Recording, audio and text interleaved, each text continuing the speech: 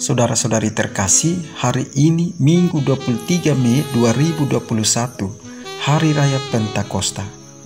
Referensi renungan hari ini diambil dari Kisah Para Rasul bab 2 ayat 1 sampai dengan 11. Bacaan kedua diambil dari surat Rasul Paulus kepada jemaat di Galatia bab 5 ayat 16 sampai dengan 25.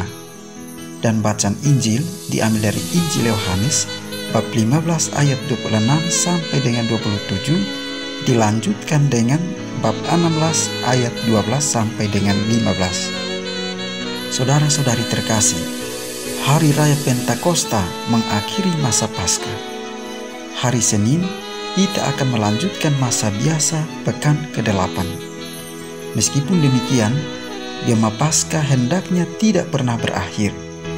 Paskah berarti anugerah hidup baru seperti Kristus telah dibangkitkan. Demikian juga kita akan hidup dalam hidup yang baru. Setiap saat hendaknya kita senantiasa memperbarui diri dan membiarkan diri diperbarui terus-menerus untuk menjadi lebih baik. Oleh karena itu, kepada kita diberikan anugerah Roh Kudus, Roh Pembaharu.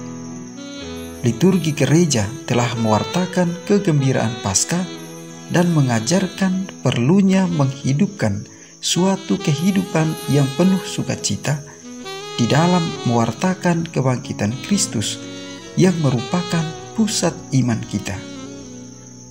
Saudara-saudari terkasih, perayaan Pentakosta mengingatkan kita pada dua peristiwa penting yang mempengaruhi satu sama lain, yakni karunia Roh Kudus dan permulaan hidup gereja.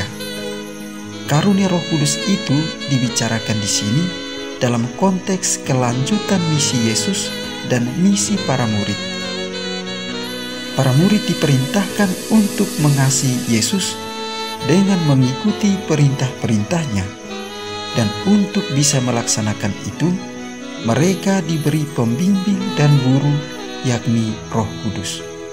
Ditegaskan bahwa kepergian Yesus tidak menyebabkan suatu situasi kehilangan, tetapi melahirkan suatu era baru yang dikaruniai dengan Roh Kudus yang melanjutkan kehadiran Yesus ketika Dia tidak ada lagi secara fisik. Era baru itu ditandai oleh cinta, pemeliharaan perintah-perintahnya, dan janji pada masa yang akan datang bahwa Allah dan Anak akan tinggal bersama selama-lamanya dengan para murid. Saudara-saudari terkasih, merayakan hari Pentakosta berarti memperingati pesta kelahiran gereja. Oleh turunnya Roh Kudus, umat Allah yang tadinya sempat tercerai-berai, kini dapat dipersatukan kembali dalam suatu persekutuan yang kokoh. Gereja dan misinya yang hadir di dunia modern ini membutuhkan kehadiran Roh Kudus. Roh Kudus akan memampukannya untuk hadir dan berjuang di tengah kerasnya dunia saat ini, di tengah ketidakadilan dan ketidakharmonisan hidup. Kita percaya bahwa roh yang datang dari Allah itu jauh lebih berkuasa dari kejahatan, mampu menguasai kegelapan, dan tak dapat dikendalikan oleh apa dan siapapun. Oleh karena kekuatan roh tersebut, maka setiap orang yang percaya kepada Yesus Kristus menerima Roh Kudus sebagai hadiah yang dikaruniakan Tuhan kepada gereja dan secara istimewa kepada setiap orang.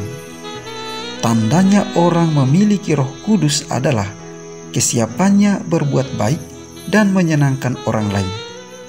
Saudara-saudari terkasih, melalui bacaan-bacaan hari ini kita mendengar bahwa setelah turunnya Roh Kudus, para murid akhirnya dibebaskan dari rasa takut. Lewat peristiwa Pentakosta, akhirnya mereka mulai berani dan dengan berapi-api memberi kesaksian tentang Kristus. Mereka mewartakan kebenaran dan memberitakan hal-hal yang akan datang. Saudara-saudari terkasih, tugas yang dikerjakan para murid itu kini menjadi tugas kita semua.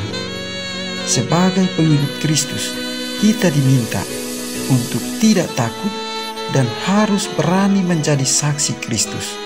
Menjadi saksi Kristus artinya bukan hanya hadir sebagai pembawa kebenaran, tetapi kita dituntut untuk menghadirkan diri sebagai agen-agen dari kebenaran itu sendiri. Kita hadir memberikan kekuatan bagi mereka yang sedang hilang harapan, membawa sukacita bagi mereka yang sedang dilanda duka dan masalah. Meskipun tidak mudah dan banyak tantangan, tetapi kita percaya Roh Kuduslah yang akan membimbing kita mengatakan kebenaran. Meski kadang kebenaran itu samar dan harus kita wartakan di tempat gelap, yakinlah bahwa Roh Kudus yang akan menjadi penerangnya.